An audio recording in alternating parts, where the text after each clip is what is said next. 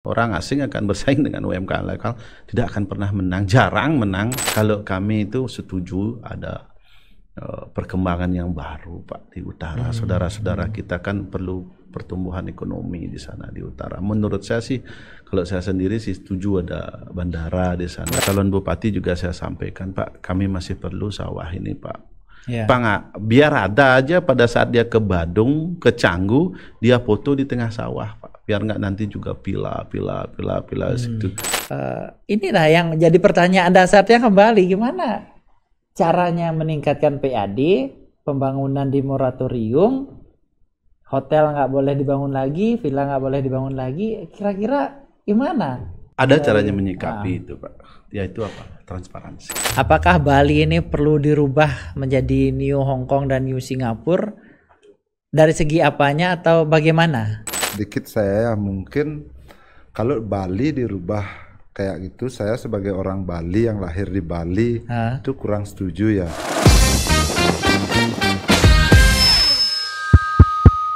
Oke, selamat pagi pemirsa Bali News ID. Kembali lagi bersama saya Kande Putra di acara Topi Merah, topik inspirasi dan motivasi persembahan dari Bali News ID.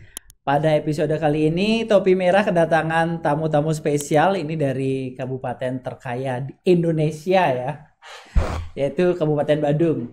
Beliau adalah komandan dari Kamar Dagang dan Industri Indonesia. Itu adalah asosiasi yang di atas asosiasi, kurang lebih seperti itu ya. Telah hadir hari ini Pak Komang ya. Siap. Pak Komang Lagas sama Pak Ketua Pak Gede Putra. Selamat datang Niki keduanya. Om Swastiastu. Terima kasih. Pak Komang dulu lah yang di bawah Pak Gede. Saya asistennya Pak Gede. Mana-mana ngikut Pak Gede. Pak Komang, ini posisi di Kadin sebagai apa Pak Komang? Saya di Kadin kebetulan dipercaya sama ketum saya jadi ketua bidang konstruksi. Oh, ketua bidang konstruksi. Ya, kebetulan basic saya juga di konstruksi ya, fundamental bisnis saya konstruksi. Mantap. Jadi ya ketum mempercaya kita di konstruksi untuk nanti bagaimana bisa mengakomodir teman-teman di Kadin yang bergerak di bidang konstruksi. Di bidang konstruksi, betul. Seperti itu Tum ya? Sepakat ya. Pak Komang Lagas di bidang konstruksi, ya ini yang membangun hotel, villa di Badung yang sekarang begitu. Iya, itu besar-besar kan. Pengusaha hebat ini. Pengusaha hebat ya. Sama-sama nih Pak Gede Putra sebagai ketua. Oke. Kembali ke basicnya sekali. Tiang tahu Pak Gede ini pengusaha. Kita sahabat lama. Sahabat lama yang baru ketemu. Belasan tahun ya Pak De. Iya, kita 15 tahun nggak ketemu Pak. Iya, 15 tahun. Mendirikan asosiasi elektrikal dulu. Iya. Pak Gede lanjut. Iya, agak melenceng sedikit ke sini. Sahabat semua, perkenalkan saya Gede Putra. Kebetulan saya dipercaya sama teman-teman menahkodai Kadin Badung saat ini. Saya di Kadin itu baru 1 tahun. Jadi masih tahap meraba-raba bagaimana sih caranya membesarkan asosiasi gitu yang kita cinta ini gitu. Dan basically bisnis saya Pak Ngakan sudah tahu ya, di electrical Pak. Ya dari electrical ini bos engineer electrical di Bali terbesar ini dengan Mahaputra brandnya ya. Mahaputra ya? Mahaputra Group perusahaan kami. Mahaputra Group ya. Ya, jadi kami bekerja tidak jauh-jauh dari electrical Pak. Jadi pabrik, alat listrik, toko listrik gitu pokoknya istilah elektrikalnya. Itu yang bisa saya sampaikan ke pemirsa semua. Basically saya adalah pengusaha electrical gitu. Nih matching nih berdua electrical struktur ya, tidak jauh-jauh berdua ya. Tapi kalau terakhir yang lihat makin subur nih. Kebetulan ini saya mungkin jarang olahraga ya Pak Ngakan ya. Kalau dulu kayaknya lumayan gini ya. Dulu sempat olahraga, nge-gym, sekarang diajak golep aja nih sama Dinda saya ini. Olahraganya beda. aja. Kalau pengusaha yang baru merintis sama yang pengusaha yang sudah kawakan olahraganya beda.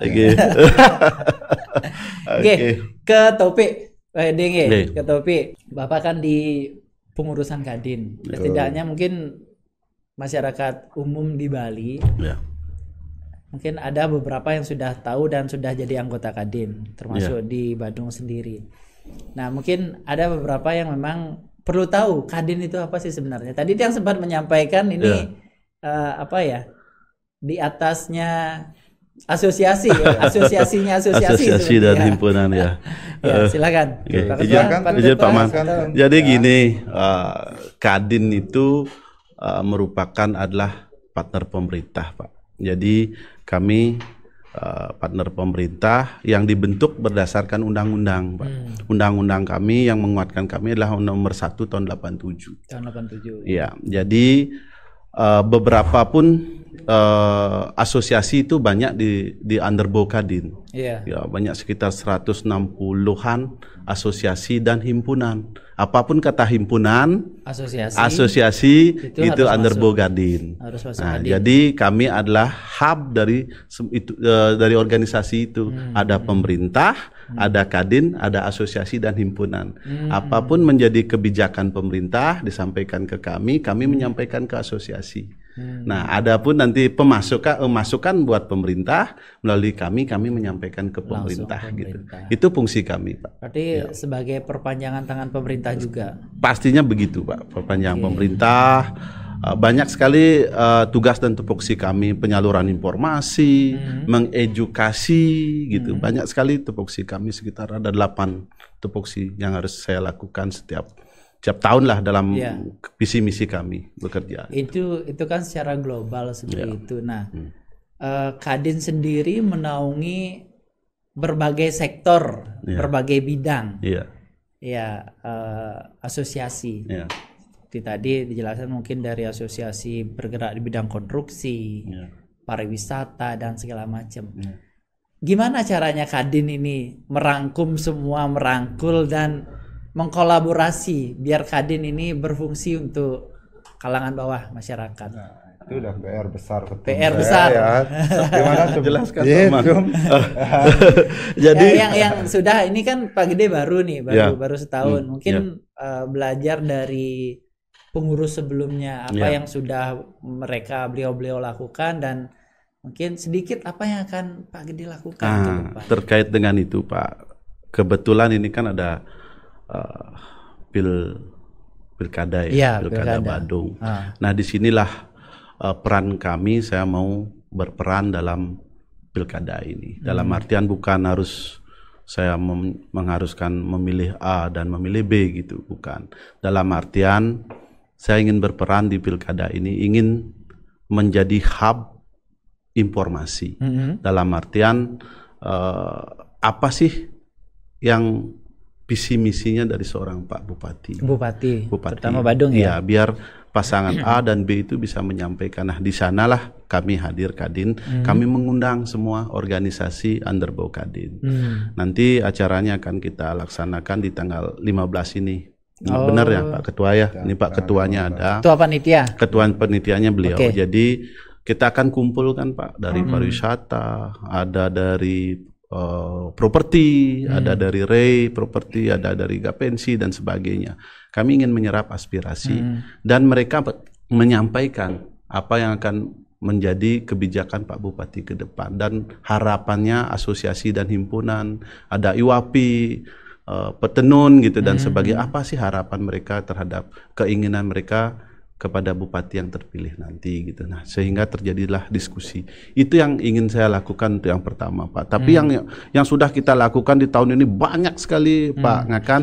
Ya. Salah satunya yang tertarik dengan urusan UMKM ya, karena seperti yang kita ketahui di Bali ini belum ada pengusaha yang statusnya menengah besar gitu. Mungkin ada tapi segelintir. Yang lebih banyak ya menengah ke bawah. Usaha kecil, mikro kecil. 60% ya. Nah, dari Kadin sendiri apa yang sudah dilakukan dan akan dilakukan? Yang sudah kami lakukan itu pertama itu kita lakukan yang agak besar, itu kami mengundang investor lewat olahraga, Pak.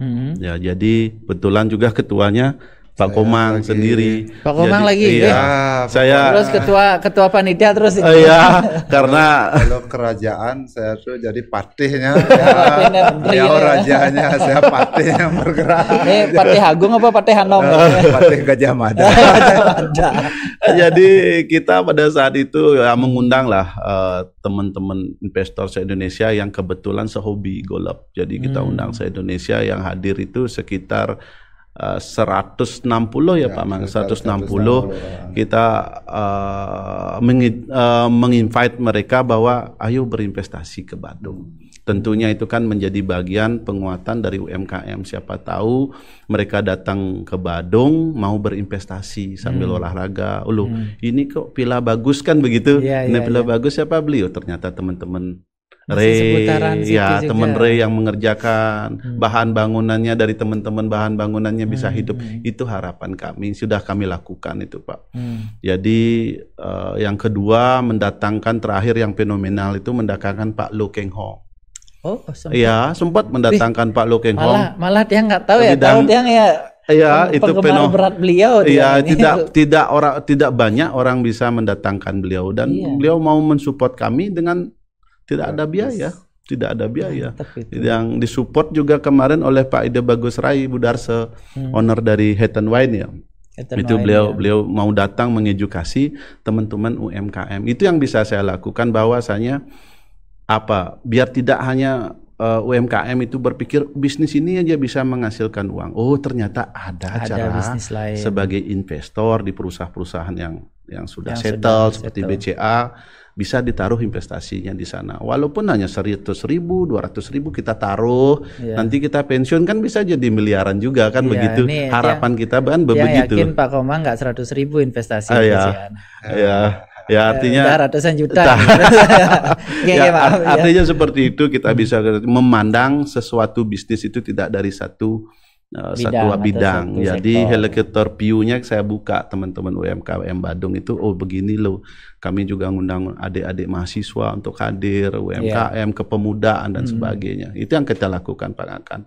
Banyak sekali seminar-seminar kecil yang kita lakukan selama ini dalam 1 tahun ini. Banyak sekali. Hampir setiap bulan saya pakai baju Kadin ini nggak lepas-lepas. Jadi saya berusaha sekali mentransfer, apapun edukasi, coaching dan sebagainya. Kita setiap forum itu kita nanti lakukan. Sekali-kali undang kita lah, biar bisa lebih gini. Dan nanti terakhir kemarin yang kita kegiatan kemarin itu UMKM Sidoarjo pun kita edukasi kemarin, share knowledge ya. UMKM Sidoarjo seberapa ya kira-kira datang kemarin itu ya? 70 orang. UMKM Sidoarjo ke Badung. Kita yang edukasi, coaching gitu dan sebagainya, mensepangati spirit, ngasih spirit buat mereka gitu. Ya kebetulan kami di organisasi Kadin ini, siapapun saya suruh maju ke depan, mereka semua siap, petarung semua. Itu saya happy-nya mimpin organisasi. Bukan petarung aja, itu pemenang. Iya, petarung pemenang, mereka ke sana tos gitu, langsung ada ke sana. Itu saya happy-nya di sana. Dari petarung-petarung yang sudah terbukti. Iya, itu Pak. Niki, Pak Gede kan waktu pandemi kan belum jadi ketua, tapi Tiang yakin udah jadi anggota waktu itu. Gimana waktu pandemi itu ngelihat situasi pada saat itu dibandingkan dengan ya sekarang sudah pasca pandemi? Pak Komang mungkin waktu itu kan terutama di konstruksi. Kalau konstruksi yang lihat hampir nggak terlalu kelihatan ya perbedaannya. Apa memang ada perbedaan atau tidak pada waktu pandemi, habis itu setelah pandemi? Ya, baik. Saya coba bersudut pandang di sektor konstruksi ya. Iya, sektor konstruksinya. Memang waktu pandemi hospitality itu kan mati. Ya, jadi sektor konstruksi bagian membuat villa, apartemen, kayak hotel itu memang tidak bergerak gitu. Tapi kita beruntung mungkin dari pemerintah meluncurkan banyak dana ke Bali, jadi lumayan proyek-proyek sektor pemerintah yang bisa bergerak, bisa aktif. Saya dari beberapa sektor usaha saya yang jalan itu memang di supplier materialnya, jadi kita bisa masuk ke proyek-proyek pemerintah seperti BUMN ya itu. Iya, Habis iya, iya. itu masuk ke dinas-dinas itulah.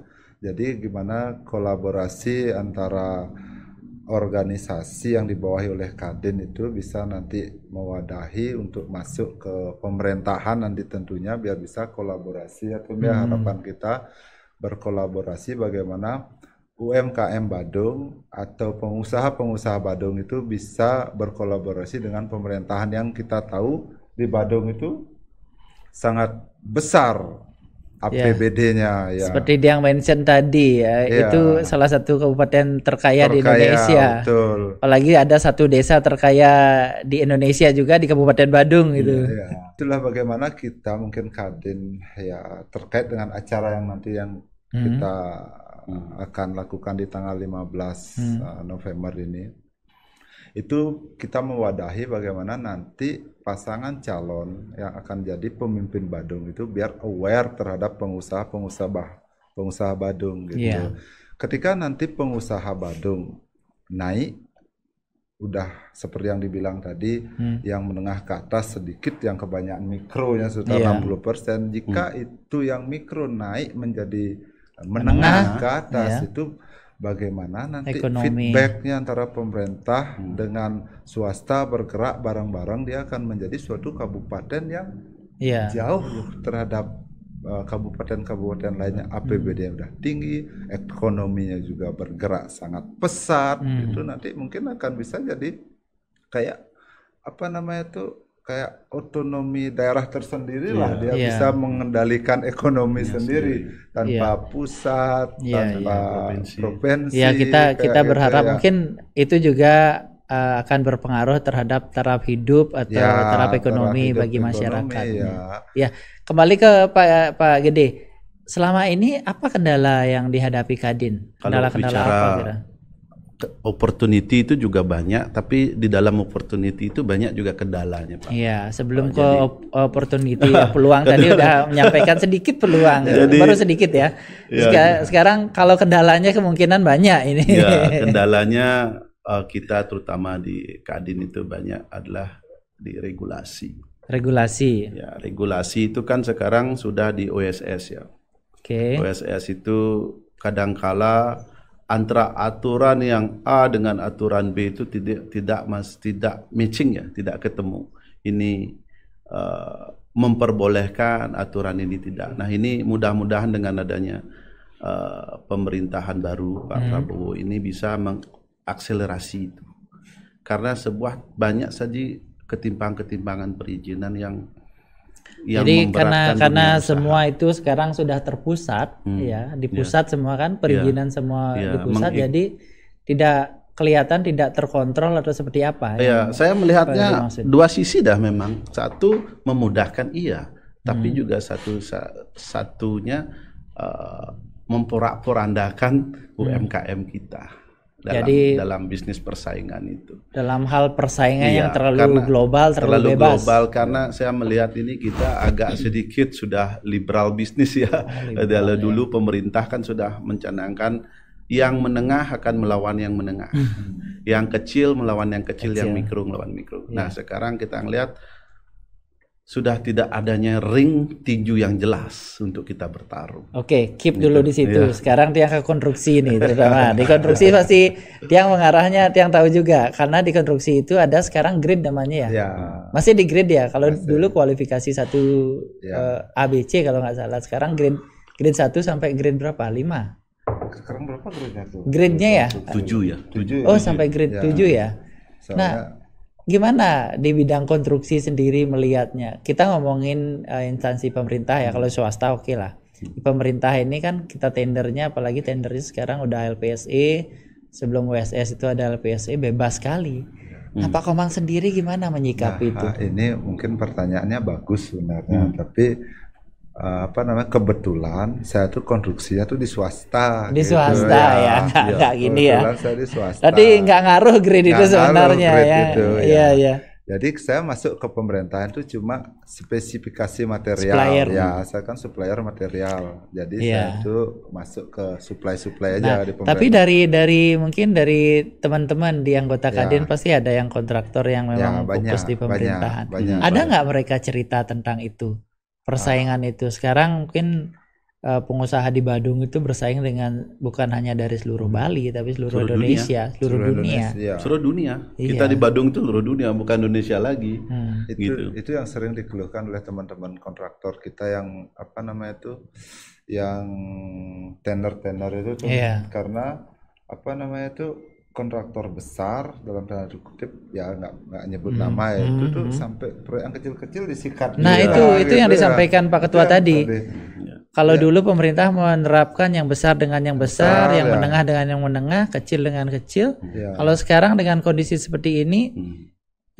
yang besar pun bisa ngambil ke yang kecil. Ekonomi liberal. Nah, Pak Gede sendiri ngelihat gimana? Apa kira-kira yang bisa Kadin lakukan dengan itu? Nah, kemarin kita berdiri tentunya pasti di UMKM Kadin ya. Kita Iya. berdiri karena basically kita adalah orang dagang, pasti kita ingin menyelamatkan yang namanya UMKM kita. Pertama, dulu ada kebijakan apa namanya pajak hiburan itu 40%. Mungkin Iya. Bapak ingat fenomena Iya, kemarin terjadi ribut di TV nasional. Kami hadir, Kadin itu ada di depan pada saat itu berjuang.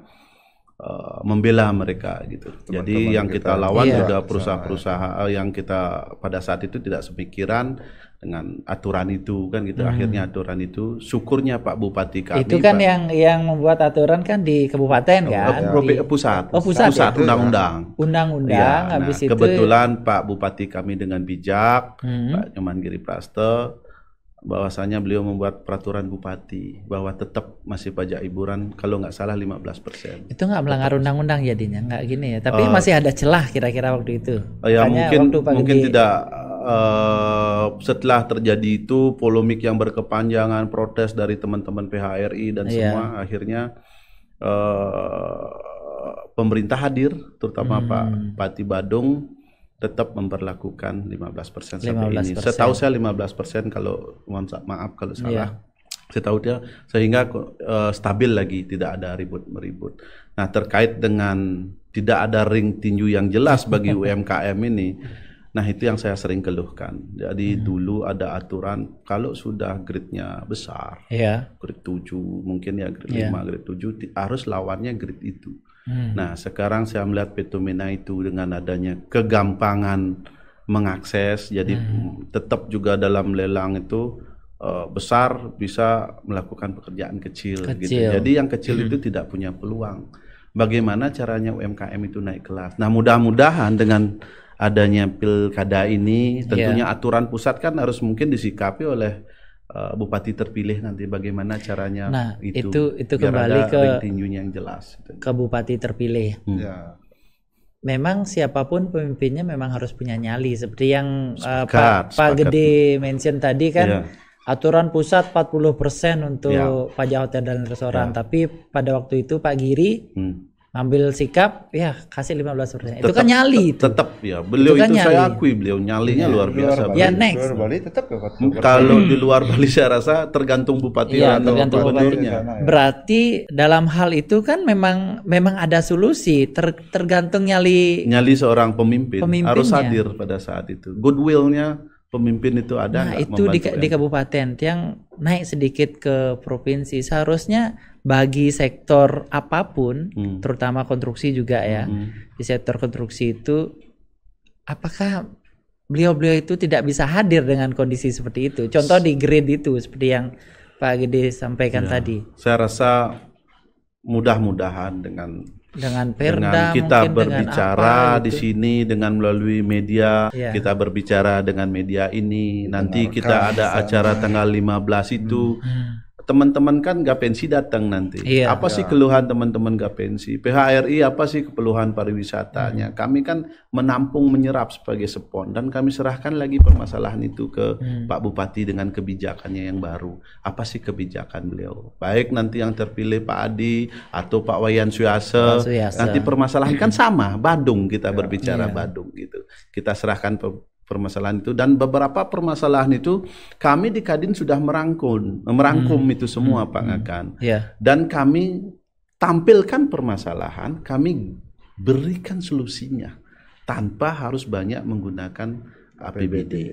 Itu yang kami lakukan di Kadin. Bukan hanya kami mengkritik pemerintah, karena kami juga harus mendampingi pemerintah. Ini loh Pak, masalahnya caranya begini Pak. Kalau enggak ada uang begini caranya Pak. Kasih gitu sedikit ini apa namanya? Clue ya. Clue atau carplay-an banyak sekali pemikiran Kadin masih saya ingat salah satu ya, kemacetan kan begitu ya Pak. Transportasi kemacetan.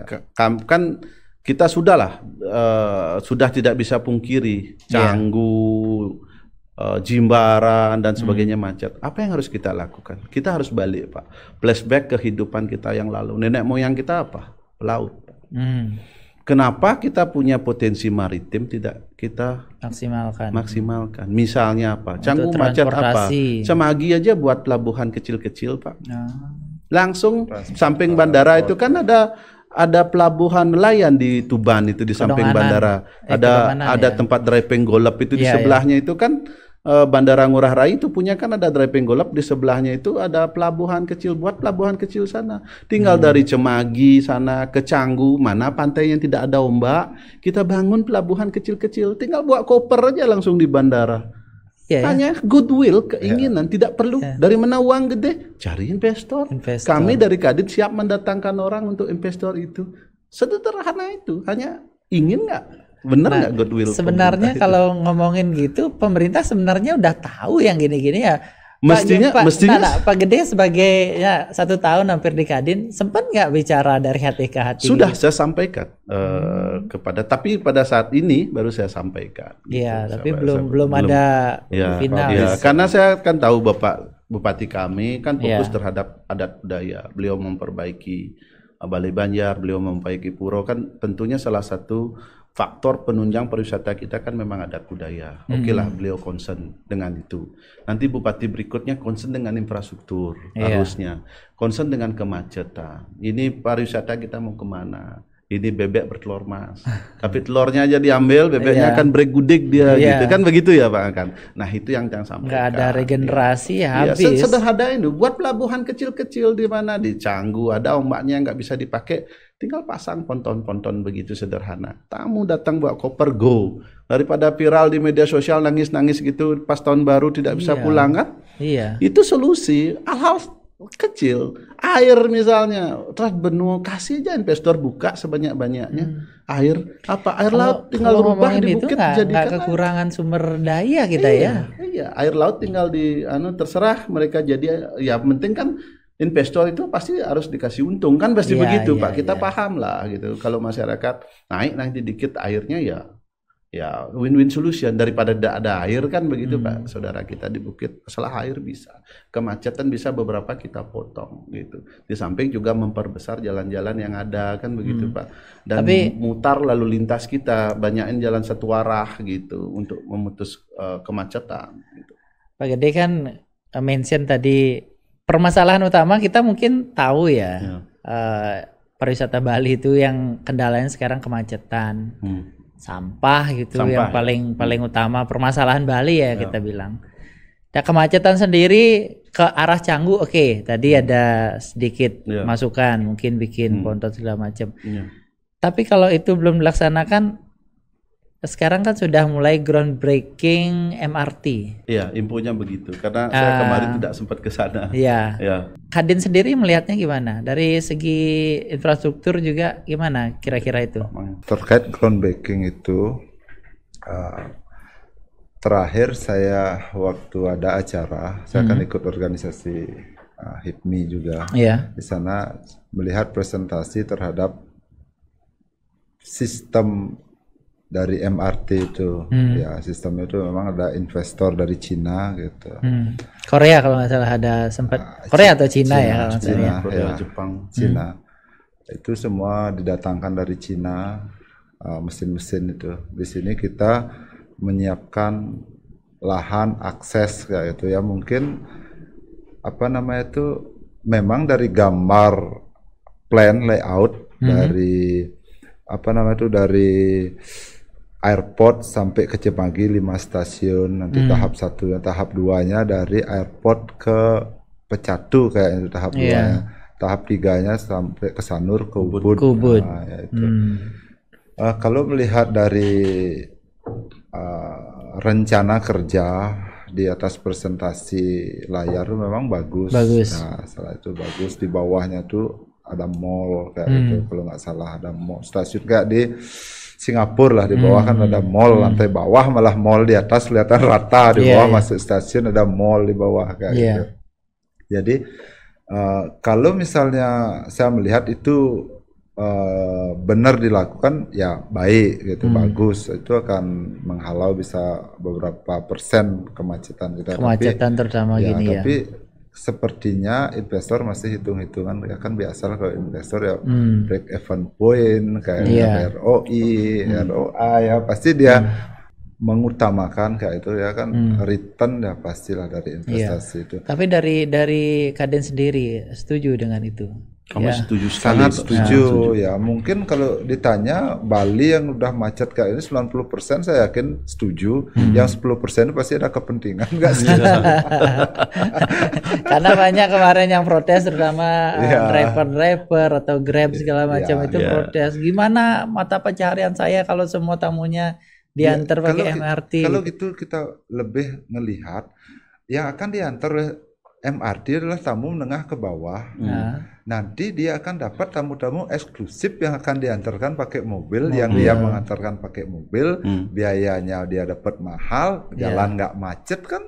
Dia sekarang bekerja sebulan, dia dapat 5 juta, mungkin nanti seminggu atau 2 tamu ya dia dapat 5 juta. Ya. Mungkin ketika ada perubahan, sektor apa namanya itu berontak itu pasti akan ada. Pasti ada orang protes. Grab, Grab masuk Bali itu protes, sopir-sopir akhirnya semua sopir itu nge-Grab akhirnya bareng sekarang gitu ya. Karena teknologi tidak bisa kita tentang, teknologi pasti akan berkembang, kita tinggal ngikutin aja gitu. Berevolusi lah ikut.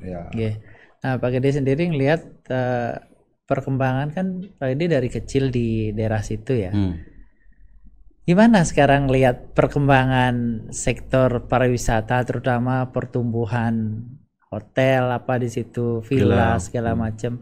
Apakah masih dalam tahap wajar atau sedikit over? Kalau saya melihat sih sudah over ya Pak. Sudah over. Dalam artian pariwisata Bali kita tidak bisa pungkiri itu berfokus sekarang di Canggu dan sekitarnya, Prawo, Prerenan, 3 tempat itu. Investor besar-besar masuk ke sana, tentunya ini seperti pisau bermata 4. Bermata 4 bukan 2 ya. Matanya 4 ini. Malah yang kita pegang isi matanya.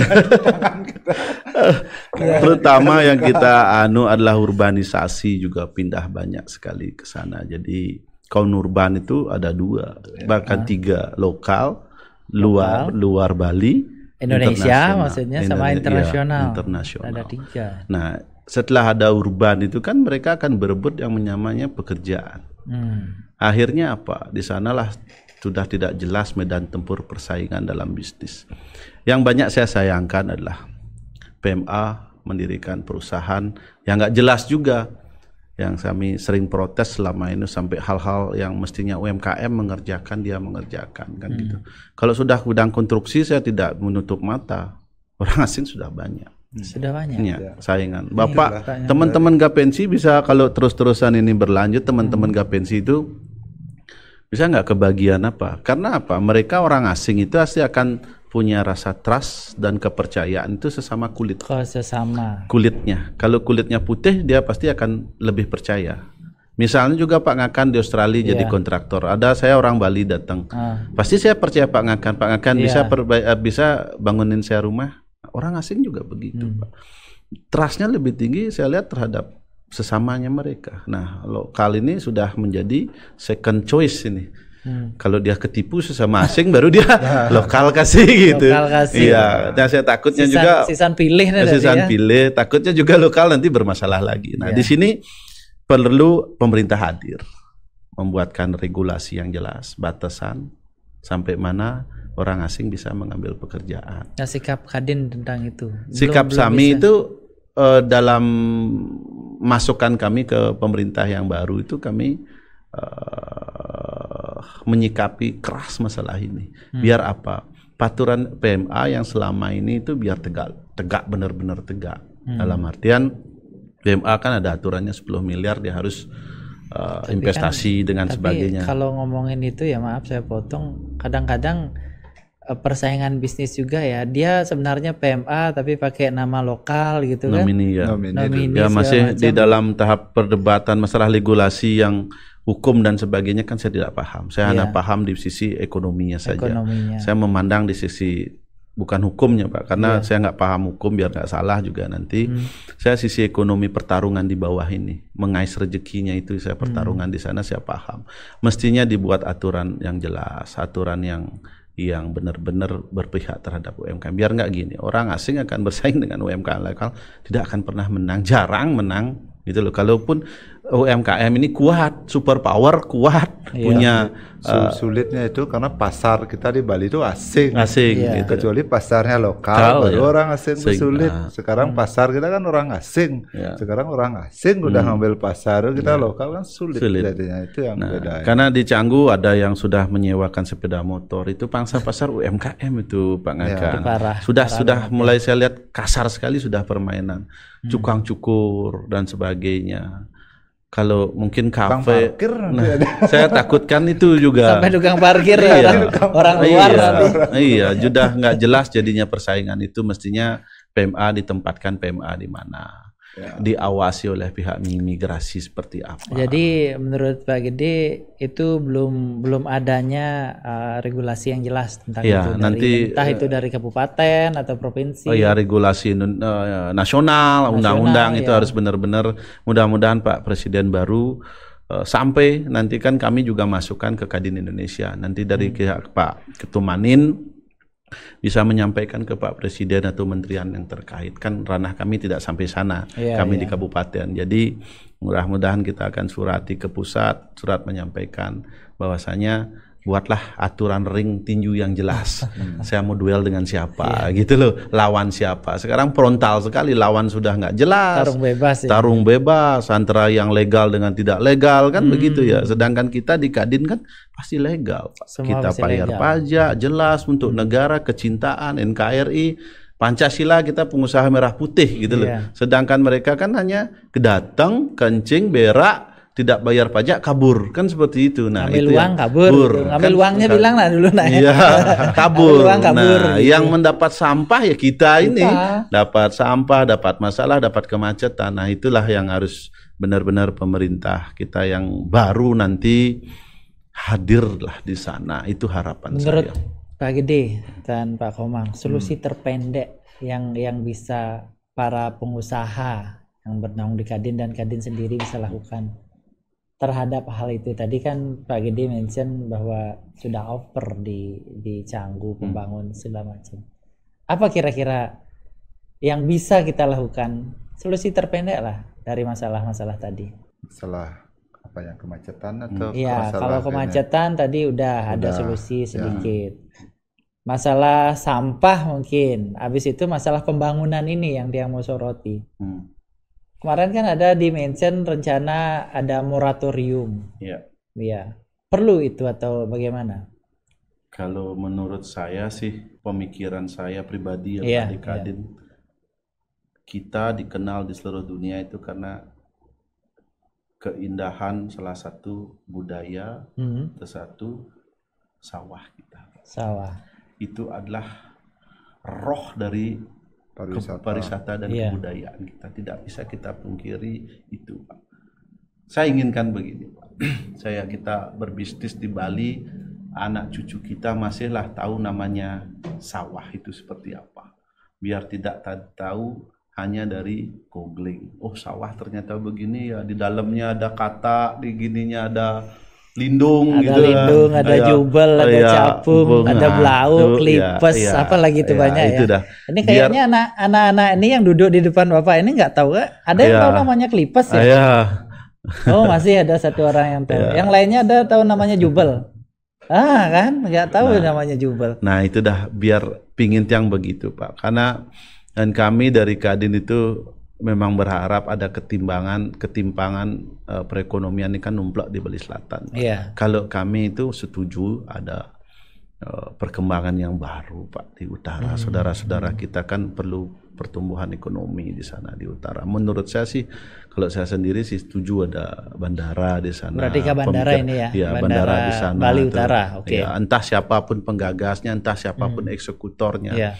Untuk kepentingan Bali rasanya, karena Bali Selatan sudah tidak mampu lagi menanggung beban sosial ini Pak. Kondisi seperti sekarang, infrastruktur yang belum memadai segala macam, bukannya akan menjadi bumerang kalau seumpamanya bandara Bali Utara itu sekarang dibangun Pak? Ya, tentunya sebelum membangun bandara kan infrastruktur sosialnya harus disiapkan Pak. Infrastruktur umum, jalan. Misalnya ada perimbangan jalan langsung dari bandara sini ke bandara sana, kan begitu. Ada jalan-jalan besar yang harus bisa dibangun Pak. Tentunya itu dulu disiapkan. Tapi kalau bandaranya dulu jalannya Bedugul tuh bisa macet total tuh Pak. Dipindah macetnya ke sana.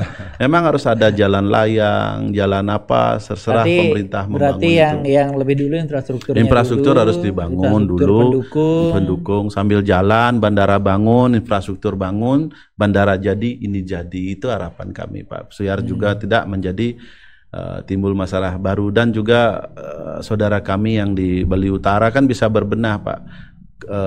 Kesalahan kami di Bali Selatan ini bisa antisipasi penguatan budayanya, jalannya, besok ada pila banyak, bagaimana caranya penguatan pararemnya, desa adat dan sebagainya. Mereka bisa belajar dari kesalahan Bali Selatan yang saya rasa di sini terlalu kita belajar by accident Pak, sudah terjadi baru kita belajar. Kayaknya kalau di sana bisa belajar dulu baru. Di Bali Selatan itu yang perhatikan mungkin banyak. Bapak tahu yang namanya Pura Dugul, yang di sawah. Pura Dugul itu puranya ada, tapi sawahnya nggak ada. Iya, itu dah kemarin beberapa calon bupati juga saya sampaikan Pak, kami masih perlu sawah ini Pak. Pak, biar ada aja pada saat dia ke Badung, ke Canggu, dia foto di tengah sawah Pak. Biar nggak nanti juga pila situ. Yang takutan nanti kan pertumbuhan ekonomi Badung sekarang kalau nggak salah 11,29% Pak, inflasi 6%. Tapi kalau ini terus-terusan naik, saya takutnya bubble Pak. Mentok jatuh lagi gitu loh. Terlalu tinggi Pak. Mungkin di nasional kalau saya salah ya, saya nggak baca data statistik. Mungkin kita yang terbesar di Indonesia pertumbuhannya Badung ini yang ngeri ini juga. Jangan terlalu bangga ngeri ini. Mesin terlalu panas, meledak mesin, jebol gitu Pak. Semua. Iya, itu dah biar pelan-pelan lah gitu. Jadi UMKM juga pelan-pelan, naiknya tidak cepat-cepat. Baru kemarin bawa motor langsung besok langsung bawa Harley gitu, terlalu cepat Pak. Jadi kehidupan di drama itu ya efek sosialnya banyak sekali. Gaya hidup terlalu tinggi, besok jebol, nurunin gaya hidup yang sulit Pak, karena sudah terlalu gaya hidup naik. Itu tinggi ya, malu biasanya gengsi orang Bali.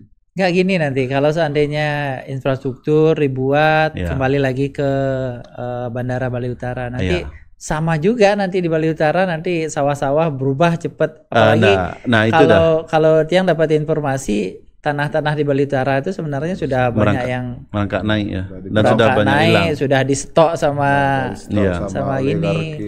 Itu dah kan masih ada kesempatan belajar dari Bali Selatan Pak. Mereka bisa berbenah di sana juga kan, ada bupati-bupati baru kan, bisa berbenah lah, belajar dari kesalahan kita yang ada di Bali Selatan gitu.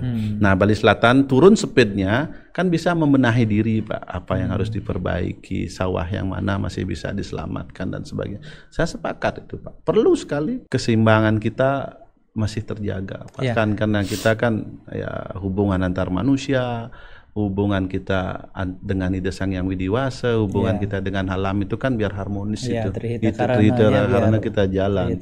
Ya kalau salah satu balance. Perimbangan ini nggak jalan, nenek moyang kita membuat hite karana itu dengan pemikiran yang berjuta-juta tahun mungkin akhirnya hari ini kita harus menghilangkan satu poin itu. Apa dampak kita ke depan, pasti ada yang dipikirkan oleh nenek moyang kita. Kalau ngomongin itu, makanya Tiang tadi nyinggung masalah Pura Dugul. Iya, itu dah makanya Tiang bilang. Nanti sudah nggak ada Ida Betara Dewi Sri, Dewi Yumo gitu, yang ada Mbak Sri aja nanti di situ kan gitu ya. Itu dah. Yang saya takutkan begitu, Pak. Puronya aja ada. Ya, puronya aja ada, sawahnya, labonya nggak ada. Ya, nanti pura hotel, pura villa gitu ya, berubah. Nggak ada yang nyungsung nanti kan. Pasti ke situ arahnya. Nah, lagi satu tadi Pak Gede mention masalah pisau bermata 4 dia. Dia tergelitik dengan itu, pisau bermata 4. Di satu sisi kabupaten atau bupati itu harus meningkatkan PAD. Di sisi lain, ya gimana, tempat membangun sudah mentok, habis itu inilah yang menjadi pertanyaan dasarnya kembali, gimana caranya meningkatkan PAD, pembangunan di moratorium, hotel nggak boleh dibangun lagi, villa nggak boleh dibangun lagi, kira-kira gimana? Ada caranya menyikapi itu, Pak. Yaitu apa? Transparansi. Ya, dari pengusaha sendiri sih juga harus berbenah, Pak. Kalau di Singapura nggak salah dia pakai one system ya, Pak, untuk hotel. One system manajemen. Berarti satu negara itu ya? Satu negara. Kita kalau bisa Badung itu satu sistem. Karena apa? Restoran, hotel itu di sistem itu bekerja. Tidak perlu hotel dan restoran itu melapor. Gym, spa itu tidak perlu melapor berapa jumlah uangnya. Pemerintah udah tahu, lo restoran ini bayar sekian lo gitu. Kalau perlu itu, mungkin 2 kali lipat akan melonjak itu, Pak, dengan kondisi yang sekarang. Gitu. Berarti dalam artian Pak D bilang selama ini masih ada sedikit. Saya quote masalah begitu, Pak, karena di publik ini ya. Artinya perlu transparan seperti itu. Itu untuk meningkatkan PAD kita gitu. Jadi itu satu cara. Kedua, masih banyak core bisnis pendukungnya, Pak. Misalnya apa, billboard, buat aturan billboard yang jelas kan begitu ya. Mungkin sudah dibentuk sama Pak Bupati kami di mana harus menaruh LED dan sebagainya. Itu income juga buat pemerintah kan di luar APBD. Masih banyak sekali, Pak. Parkir gitu loh. Parkir yang masih menggunakan kertas-kertas begitu. Masih bisa itu online salah satu, ya? Itu salah satu bayar pakai QRIS atau apa harusnya bisa. QRIS dan sebagainya itu digitalisasi untuk menjawab itu, Pak. Karena menurut kami sih untuk masalah hotel stop itu memang sudah pada banyak sekali kamar di kita, Pak, itu di Badung. Mungkin perlu ke daerah lain bagi saya untuk membuka hotel gitu. Tapi kalau nggak tahu sih apakah Badung dan Gianyar aja memang moratorium itu saya kurang membaca. Kayaknya di Bali itu bukan di Bali. Bali. Tapi mungkin kalau gitu mungkin pemikiran pemimpin kita. Pak Komang susah dong supplier ininya nanti bahannya kalau itu moratorium. Tapi masih ada peluang ya di pemerintahan ya. Ya apa yang seperti itu tuh apa namanya tuh sudah flow-nya. Cari air tutup di sini ngembah, tutup sini ngembah gitu. Cara istilah Bali ini mulai rezeki singkel kijang. Dan saya juga tertarik tadi perbincangan terhadap PAD Badung yang dituntut untuk meningkat itu. Itu sebenarnya diiringi oleh pengeluaran yang dianggarkan selalu meningkat gitu. Makanya selalu dituntut untuk meningkat. Jadi kalau pengeluarannya nggak ditingkatkan sebenarnya cukup untuk Badung. Itu kita berbicara Badung itu luas wilayah penduduk sama kabupaten lain itu kan tidak jauh beda. Kenapa Badung itu banyak mengeluarkan pengeluaran ketimbang kabupaten lain, yaitu ya kan cara ngaturnya mungkin Badung tuh biar lebih baik terhadap kabupaten lain kan seperti itu. Jadi sebenarnya kalau misalnya pengeluaran bisa diatur karena Badung itu sekarang pendapatan cuma dari PAD ya, dari pariwisata itu investor masuk buat hotel dapat pendapatan dari hotel. Dia tidak pernah berpikir, mungkin kurang tahu ya nanti, semoga aja kita dari sektor ada acara nanti ada usaha yang berbicara, pengusaha yang berbicara, pengusaha berbicara tentunya terhadap apa yang akan kita raih ke depannya. Contohnya misalnya Kabupaten Badung cuma mengandalkan pendapatan dari pariwisata, tidak mau berpikir membuat pendapatan lain seperti itu. Contohnya kan PAD tinggi sekarang triliunan. Apakah bisa dia membuat suatu pendapatan lain dari sektor lain, seperti investasi apa itu. Jadi itu yang mungkin malas digerakkan oleh Kabupaten Badung, ya tahun depan juga akan dapat lebih. Tinggal cari aja lebih, tinggal slick lagi di mana villa-villa sampai kos-kosan dikenakan pajak. Nah, jangan gitu kan pengusaha kasihan ya. Udah dimasukkan itu biar nanti PAD-nya mampu menutupi biaya yang akan udah dianggarkan. Kalau nggak dipisit kan kayak gitu jadinya. Ya mungkin kalau misalnya dia berkolaborasi dengan pengusaha UMKM, jadi UMKM-nya maju. Masyarakat sejahtera, yang sesuatu yang dibuat program gratis atau untuk biaya-biaya itu tuh udah bisa dihilangkan karena kan penduduk masyarakat udah berkemampuan dan udah sejahtera kayak gitu ya. Tiang mau gini juga kolek sedikit, di Badung itu pendidikan gratis ya semua ya? SD, SMP, SMA nggak provinsi. Oh iya, maaf, SMA provinsi.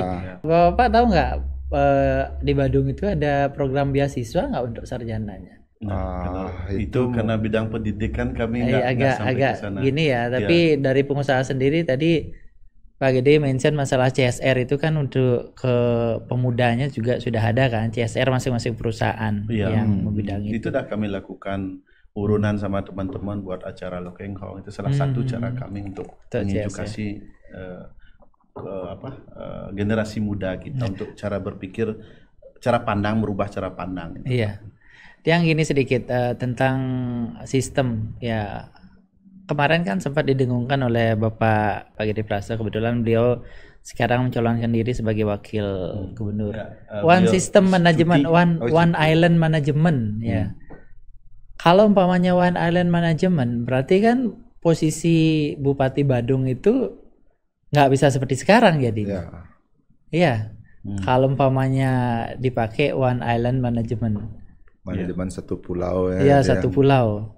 Jadi nggak bisa sekarang seperti sekarang nyumbang ke Buleleng, nyumbang kemana dengan keputusan Bupati saja.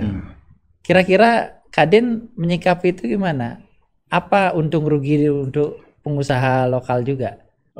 Tapi kalau memang itu dilakukan juga menurut saya semua keputusan ada dua sisinya Pak. Pasti kalau kita orang Bali itu bilang ruo bineto nggak bisa dipisahkan, hitam putih jele melah mokoh break kan begitu Pak.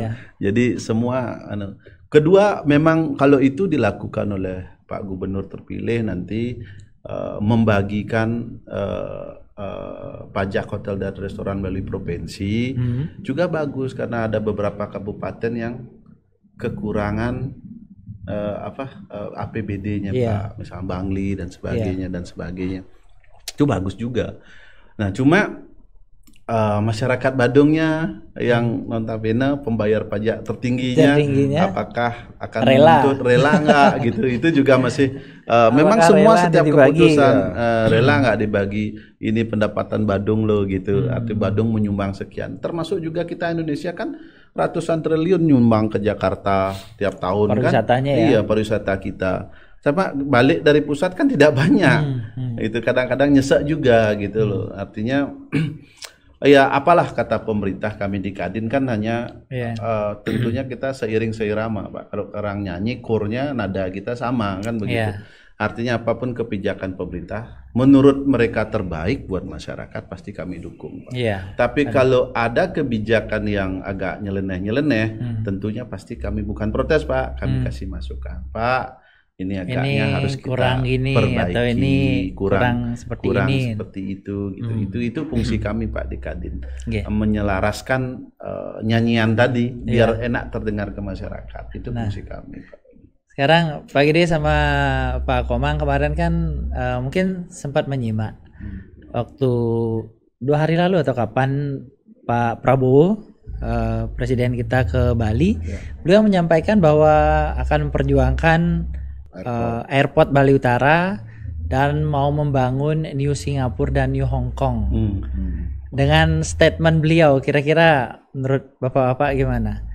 Apakah Bali ini perlu dirubah menjadi New Hong Kong dan New Singapura?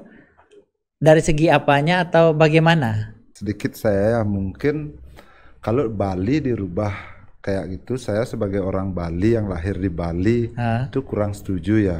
Kalau Bali disamakan nanti dengan New Singapore atau New Hong Kong, apa bedanya Bali dengan Singapura? Nanti sedikit kita salah, orang ke Singapura, nggak ada yang ke Bali karena Bali lebih jelek dari Singapura. Justru yang di sini Bali itu strongnya tuh apa? Kan itu dilihat strongnya adalah ya alam dan budaya di sini.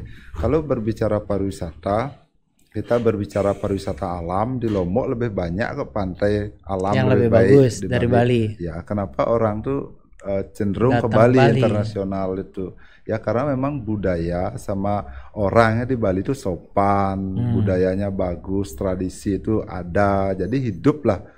Itu yang harus dikuatkan di Bali biar Bali itu memang beda dengan destinasi yang lain, dapat nilai jualnya.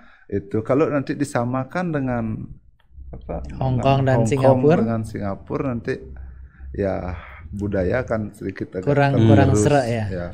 Budaya tergerus nanti kalau kalah bersaing di teknologi, di kebersihan atau apa nanti. Kalau ngomongin kita di bawah dia, jadi teknologi mungkin memang kalah. Mungkin begini juga.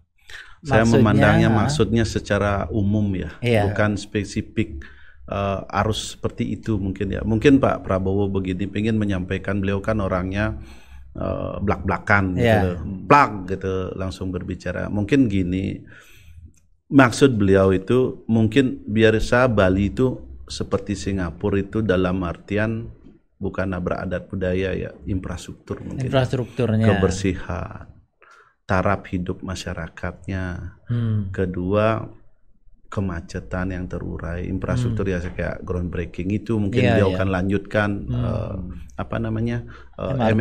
MRT itu nilainya kalau nggak salah, mohon maaf ya 360 triliun apa, benar nggak teman-teman, benar nggak kalau salah koreksi sekitar segitu. Dananya tidak main-main, tapi kalau pusat berkomitmen menyelesaikan itu, saya rasa pusat bisalah membantu Bali dengan dengan kompensasi pajak yang kita bayar ke pusat kan seperti itu.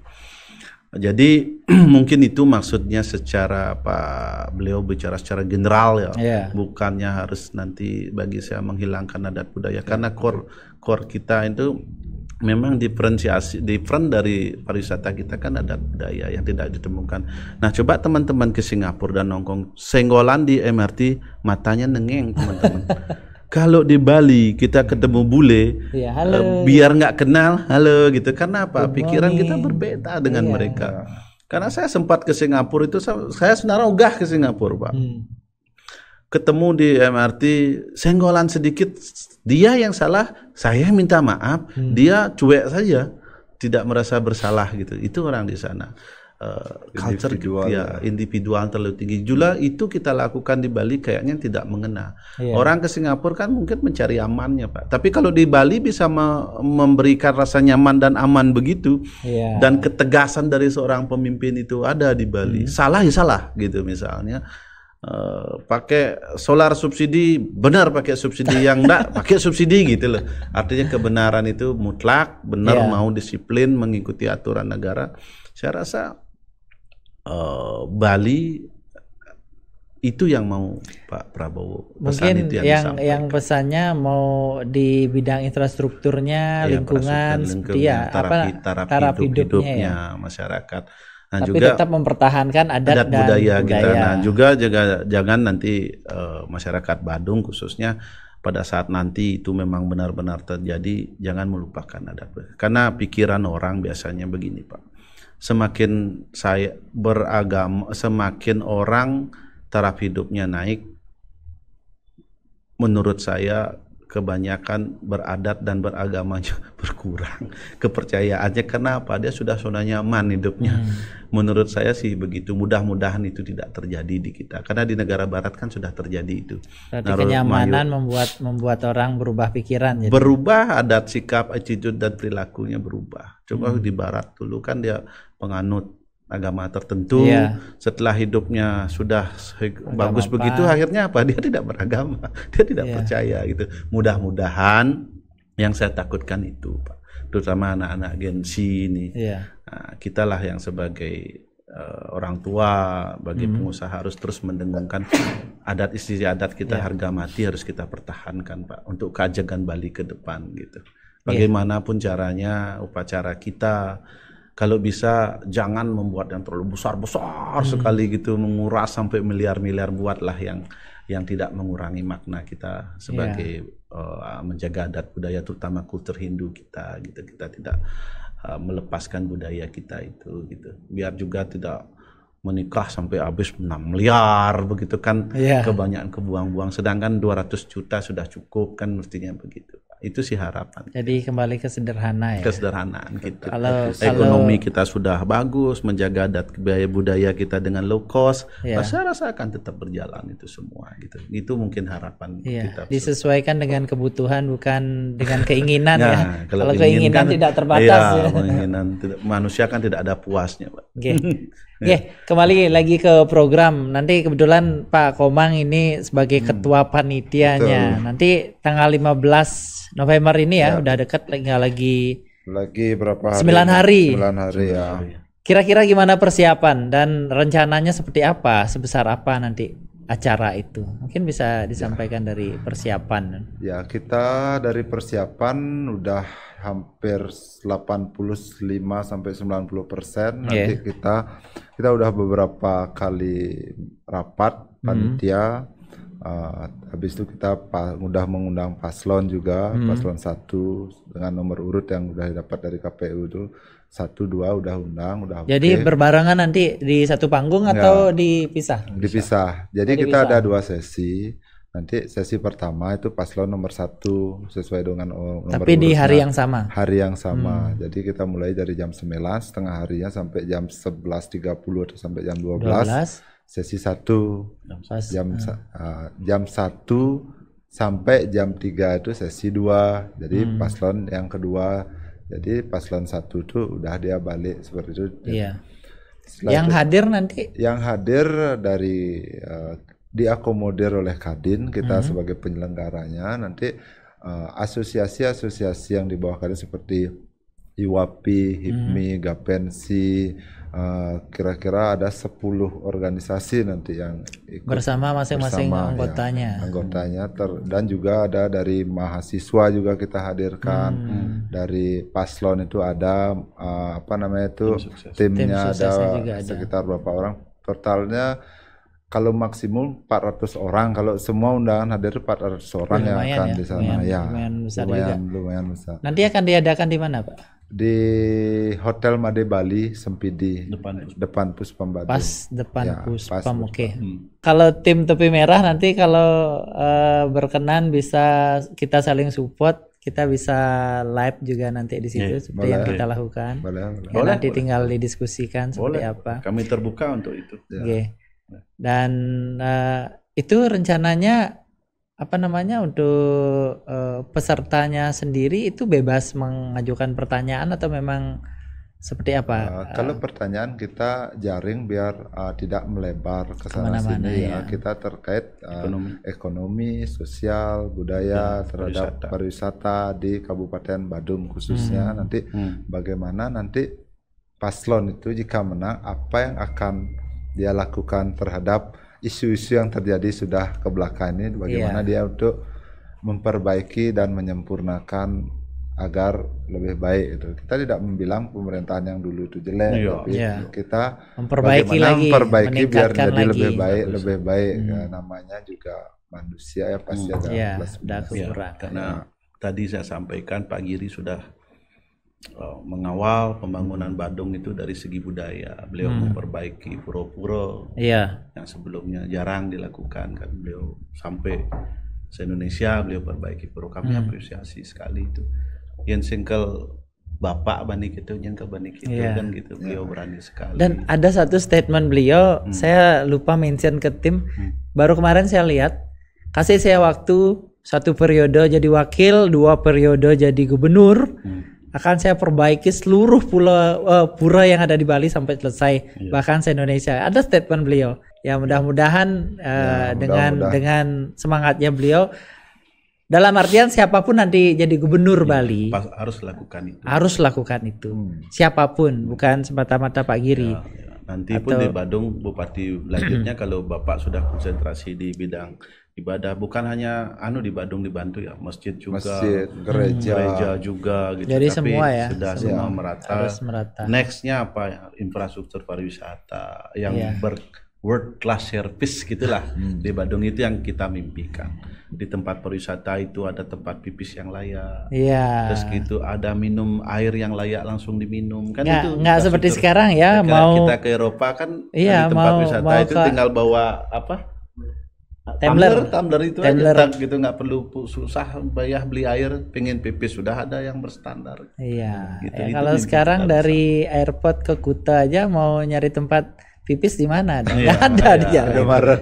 Tiang mau bahas sedikit tentang Gen Z atau generasi muda ya. Jadi Kadin sendiri mungkin pikiran generasi muda itu, organisasi Kadin ini adalah organisasi yang anggotanya bapak-bapak senior-senior yang sudah gini. Tapi kalau saya lihat sekarang nih Pak Gede masih muda, Pak Komang lagi nih masih umur mungkin 30 tahun kelihatan gitu. Terima kasih. 25 sampai 30 tahun wajah-wajahnya. Nah, untuk Kadin sendiri, program-program apa yang bisa disiapkan untuk generasi muda yang mungkin bisa menarik minat generasi muda menjadi pengusaha, entrepreneur dan masuk Kadin? Entrepreneur kita kan dari jumlah penduduk kita baru 2,5%. Jauh. Idealnya jauh itu sekali. di negara maju itu 10-12% dari jumlah penduduk. Nah, baiknya adik-adik yang masih muda pingin belajar berusaha. Di sana ada organisasi yang namanya HIPMI. Lebih baik dulu di sana. Masuk dulu HIPMI, belajar di sana, karena di HIPMI kan boleh jadi ketua hanya sekali aja.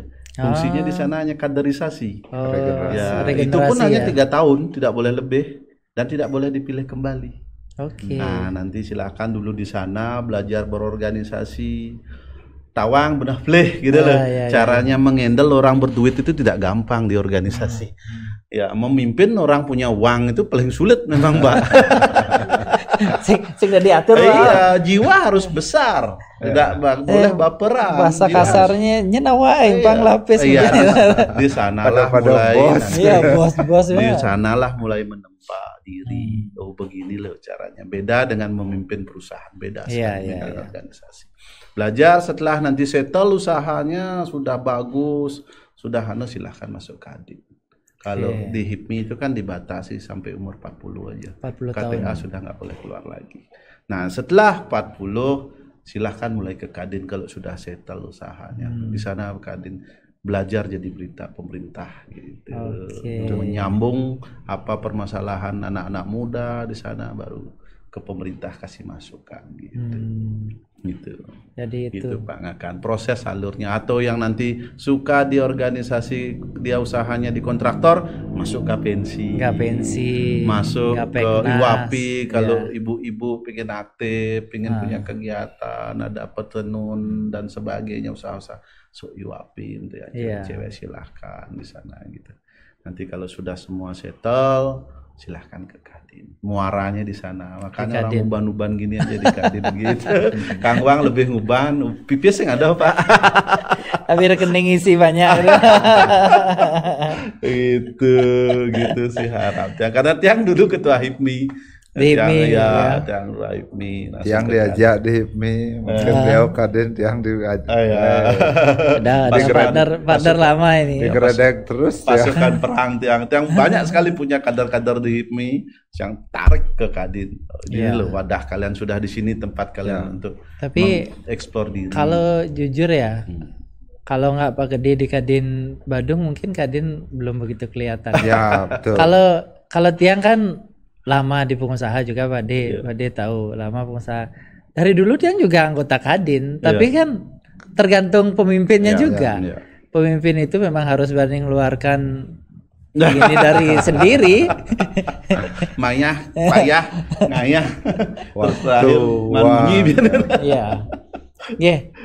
sedikit terakhir untuk pesan-pesan untuk pemerintah, generasi muda, ya semuanya. Niki udah hampir 1 jam lebih. Silakan Pak Gede sama Pak Komang. Pak Komang dulu. Mungkin nanti untuk untuk acara yang kita rancang di tanggal 15 November ini karena undangan terbatas. Semoga teman-teman nanti bisa melihat live di Bali News Iya, ya. mudah-mudahan Bali News bisa hadir nanti. Ya, Bali News semoga bisa hadir, Ya. semoga bisa membuka pintu namanya itu, pintu untuk melihat informasi ya, apa yang di sana dipertemukan oleh pengusaha sama pasangan calon Badung ke depannya. Seperti itu harapan kita di acara itu, semoga bisa Kadin menjembatani para pengusaha terhadap pemerintah biar saling bersinergi di acara tersebut. Dan tentunya nanti pemerintah akan lebih aware lagi menjaga pengusaha-pengusaha yang ada di kabupatennya dan membina pengusaha-pengusaha mikro agar lebih naik. Seperti itu aja mungkin dari. Kalau saya inginnya bagi pengusaha yang ada di Badung yang sudah settle usahanya, saya welcome. Silahkan masuk ke Kadin Badung, kita di sana belajar berorganisasi, kita belajar mengerti tata kelola pemerintahan, dan kita bisa belajar bagaimana mentransfer message yang disampaikan ke pemerintah ke dunia usaha. Jangan pernah a priori terhadap lingkungan, terhadap apapun yang ada di Badung. Baiknya kita bergabung di organisasi, di sana kita banyak sekali pengetahuan, ilmu dan sebagainya kita dapatkan di organisasi. Itu harapan yang. Ayo gabung teman-teman pengusaha yang ada di Badung ke Kadin bersama kami. Kita wujudkan Badung yang hebat, Badung yang bermartabat, dan Badung yang jaya. Terima kasih.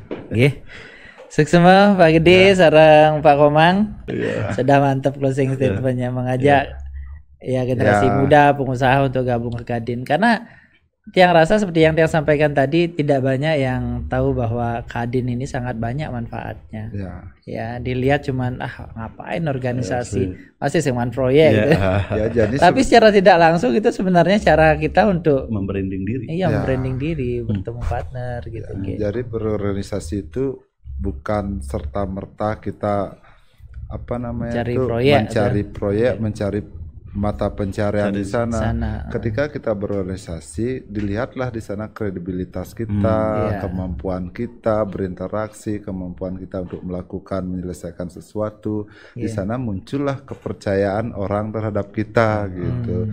Jadi kita tanpa meminta akan diberikan kerjaan nanti kalau kita udah bagus di organisasi. Itu yang saya rasakan di organisasi karena kita dilihat bagaimana kita berinteraksi terhadap organisasi itu, bagaimana kita melakukan, jika ada tugas dari organisasi kita menyelesaikan dengan baik, kita berinteraksi bagus sama teman-teman. Makanya setiap saya ditunjuk jadi ketua panitia, saya sama ketum karena ketum juga sangat baik, maksudnya bukan saya saja tapi teman-teman juga dikasih panggung satu persatu. Ada kegiatan apa, ketua panitianya ini ada kegiatan apa, ada akhirnya jadi kita merata dapat panggung, kita dapat berinteraksi, berbicara di depan, kemampuan public speaking juga dapat.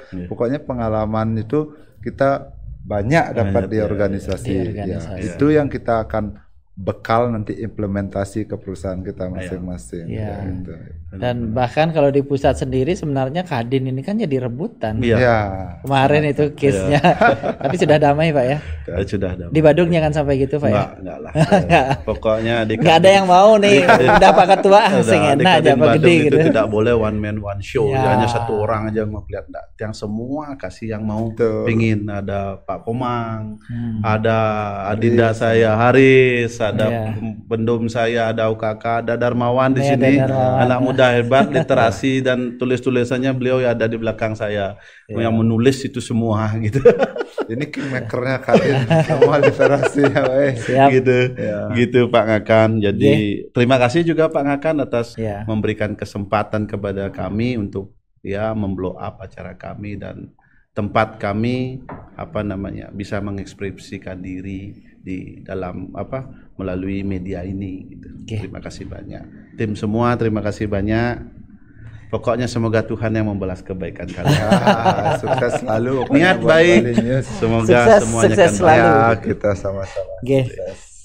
Jadi itu pemirsa Bali News ID, sudah ya nggak terasa, memang waktu 1 jam itu kalau kita ngobrolnya asik nggak terasa sudah terlewati. Akhir kata saya Kande Putra bersama tim Bali News ID mengucapkan banyak terima kasih. Bali News ID, Lugas dan inspiratif.